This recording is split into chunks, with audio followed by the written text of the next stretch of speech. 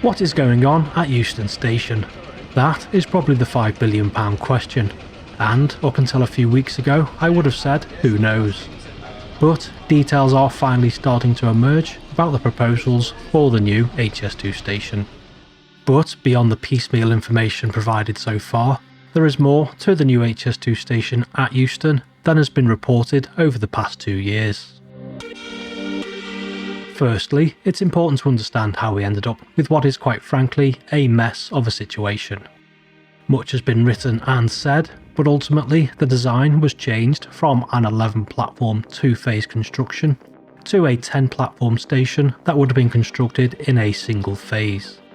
It was thought that this would save time, money and disruption, but as it turned out the budget ballooned to £4.8 billion as of 2023. A big part of the rise was down to the requirement to include Oversight Development, or OSD, which was to include the construction of a huge slab covering most of the approach into the station. The requirement for OSD meant that more structural work was required, such as piling. It also meant that platforms would effectively be underground, which meant additional safety features would be required in case of emergencies. In all honesty though, I think £4.8 billion for a new mainline terminus, which includes the purchase of land in central London, sounds about right, especially when you consider £2 billion has already been spent on land acquisitions and works carried out to date, which are significant. One question which no one seems to be able to answer, however, is how much of a return the OSD would have generated.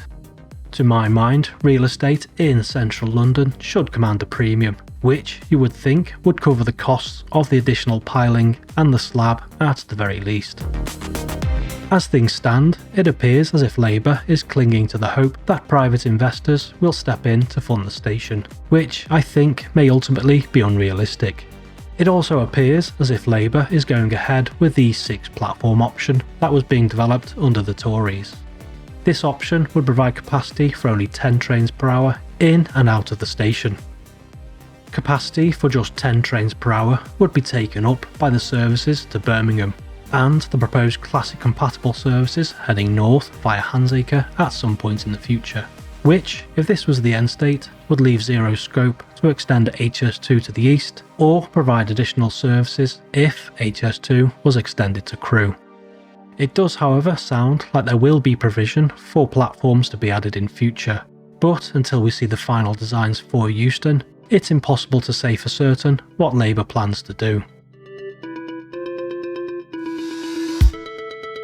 Given that Sunak announced that work at Euston would be paused in 2023, you may be forgiven for thinking that work had stopped altogether, and the site had largely been mothballed. But during a visit in November, I was surprised to see that a great deal of work was still going on in and around the site over 18 months after the fateful announcement. Work did slow to a crawl, and I imagine a lot of workers were stood down. But winding down a site of this scale was never going to be an easy task, not least because key works were underway before Sunak made the announcement. Two of the bigger and more challenging jobs, which were still outstanding, were the extension of Granbury Terrace and Hampstead Road bridges, which currently cross the West Coast mainline tracks, but run straight through the middle of the HS2 site. Work on the Granbury Terrace bridge extension was already at an advanced stage, so work to complete the bridge has continued, and in fact the bridge is almost complete.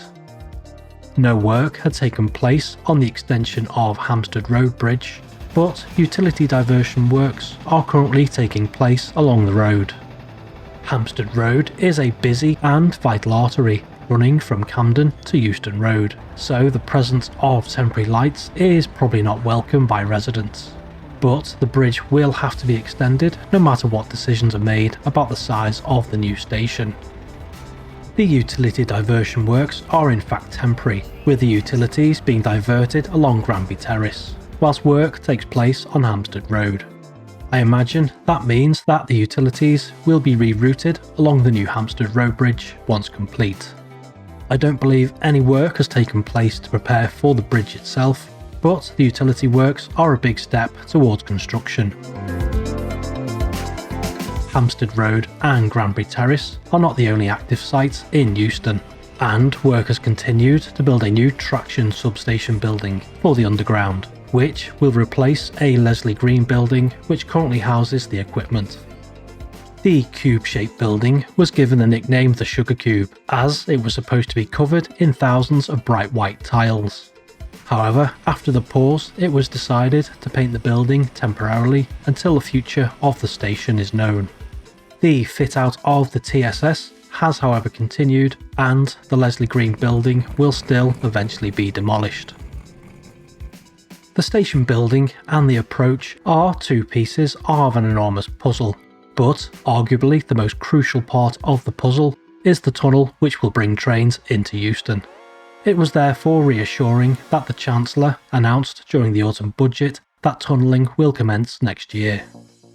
The TBMs have in fact been on site at Old Oak Common for months, and as tunnelling will commence from Old Oak Common, it was imperative that a decision was made quickly. Scheduling would have been tight as it is, but the prospect of trying to build a station inside the box at Old Oak Common whilst trying to transport spoil out and tunnel rings in would have been a logistical nightmare. I think even though the go-ahead has been given and a logistics tunnel has been specially constructed, the logistics of working within the 800 metre long, 20 metre deep box will be challenging. Excavation of the 835 metre long Atlas Road Logistics Tunnel was completed in January this year. This tunnel won't be used by trains, but instead will transport London clay away from Old Oak Common via a conveyor, which will then be loaded onto trains. The logistics tunnel will also be used to transport 56,000 concrete tunnel segments to build the 7.2 km long twin-bore Euston Tunnel. Like most tunnels, Euston Tunnel will require ventilation shafts, with two being constructed. Work was well underway on both before the pause, with the Canterbury Works shaft the most advanced out of the two, as it had been excavated down to base level, whilst the Adelaide Road shaft, situated alongside the West Coast mainline tracks, was excavated to the level of the existing tracks. Constructing the tunnels to Euston may be a crucial element. However, arguably the most challenging task will be the construction of the portal, as far as I know, the plans for the grade separated approach haven't changed, and perhaps is the only saving grace in all of this. If the approach is constructed as planned, then engineers will have to excavate 3 tunnels and a huge cavern. These tunnels will be excavated from the Euston end, using mined tunnel techniques, due to the unusual up and over design of the central tunnel and the requirement to build the cavern. However complicated and challenging this may be, it is seen as vital that the approach into the terminus is grade separated, otherwise capacity will be permanently limited no matter how many platforms are constructed.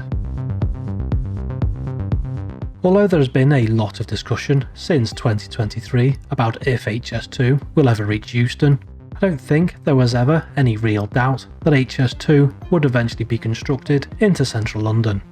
It just seems that politicians have been playing political football with the station, and have been trying desperately to get the private sector to pay for it. Which begs 2 questions. Why wasn't the significant amount of OSD planned enough, at least, to in part pay for the station? And is Labour now considering reducing the OSD in favour of selling off land to developers to fund a drastically cut back station?